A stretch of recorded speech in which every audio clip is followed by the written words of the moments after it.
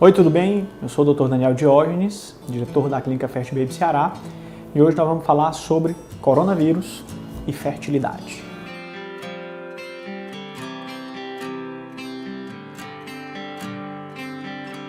Diante desta pandemia, muitos casais que vêm buscando os tratamentos de medicina reprodutiva ou que vêm tentando engravidar com alguma dificuldade, têm a dúvida aí do que o coronavírus pode causar, pode afetar a fertilidade. Vivemos um momento ímpar de nossas vidas, uma pandemia, um isolamento social imposto por um vírus, algo inesperado. Tudo é muito novo. As dúvidas são em todas as áreas. Mas os dados científicos, até o momento, são tranquilizadores quando falamos em fertilidade. O coronavírus parece não afetar a fertilidade de homens e mulheres. Não existem relatos ou pesquisas científicas que mostrem, por exemplo, uma diminuição da qualidade do espermatozoide, uma diminuição de movimentação, uma diminuição do número de espermatozoides quando se tem a infecção pelo coronavírus. Muito embora se saiba que um dos órgãos alvo do coronavírus seriam os testículos.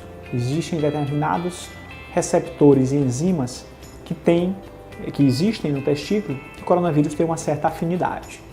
Mas os dados até o momento são tranquilizadores.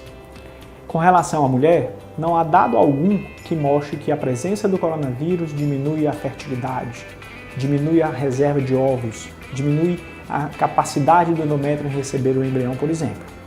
Portanto, podemos ficar tranquilos com relação a se ter uma menor fertilidade devido à infecção pelo coronavírus.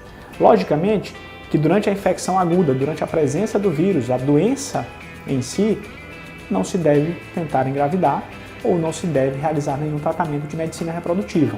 Vale o bom senso do isolamento social e de se tratar e se curar da doença. Com relação aos tratamentos, os dados da presença do coronavírus não levam a crer que as chances de engravidar em uma fertilização in vitro, em inseminação intrauterina ou numa indução de ovulação diminuam porque se teve o coronavírus.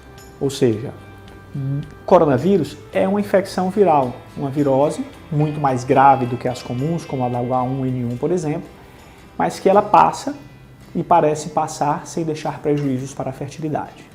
Um outro ponto muito importante, e talvez o mais importante de todos, é o questionamento com relação ao bebê, ao embrião. O que a presença do vírus no corpo poderia causar em uma mulher no início de uma gestação, por exemplo. Os dados também são imensamente tranquilizadores. Não parece haver nenhum relato de malformação embrionária e fetal em mulheres que estavam grávidas e pegaram coronavírus. Diferente, por exemplo, do Zika vírus, que há alguns anos nos amedrontou muito, porque tinha a relação da microcefalia, uma gravíssima malformação fetal com o vírus, o coronavírus não provoca malformações embrionárias.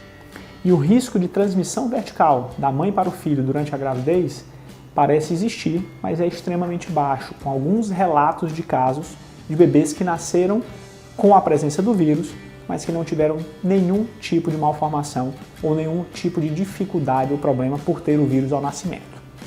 Isso são dados bem tranquilizadores e que nos levam a crer que o coronavírus, da mesma forma que chegou, vai embora e não vai prejudicar a nossa fertilidade. Não existem dados também que levem a crer que existiria um aumento de perdas gestacionais, ou seja, não há um aumento de abortamentos para aquelas mulheres que estão no início da gravidez. Todos esses dados são muito tranquilizadores com relação à fertilidade. O único dado que chama um pouco a atenção foi o aumento da prematuridade em algumas mulheres no final da gravidez e uma complicação maior nesse grupo de mulheres e nas puérperas.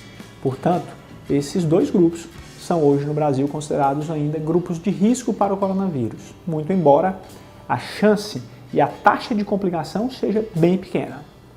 A mensagem que fica para casa é que o coronavírus parece não ter interferência nenhuma do ponto de vista negativo de piorar a fertilidade de homens e mulheres.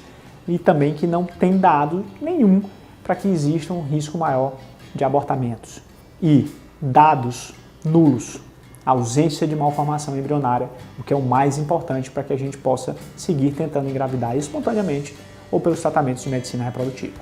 Um abraço.